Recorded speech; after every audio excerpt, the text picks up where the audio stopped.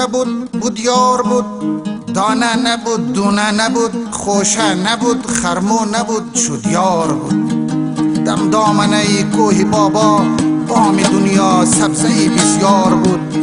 بر لبلبی هر جوی و جر زیر نهال نوسمر، بر چهره نوربند هر شام و سحر. هر شامگاه قد استرایی جلجلی هم مجلس و دربار بود. هر صبحگاه دم زیر آسمان صفا و نیلگون هم صحبت افتاد بود و بیدار بود. مثل گل لالاوری دختر نیم بیاوری، عروسی به جراوری، یک بوزکی آهو مزاجی گل رخ ایار بود. دمگرد سلسال و شمامه مثل گل چرخک زده، از غم و شم زندگی فارغ بود و از خوشی ها سرشار بود. او بوزکی چینی بود، خونده دو شاخی قیمتی چون تیغ الماس جلو، خم خورده بلبینی بود.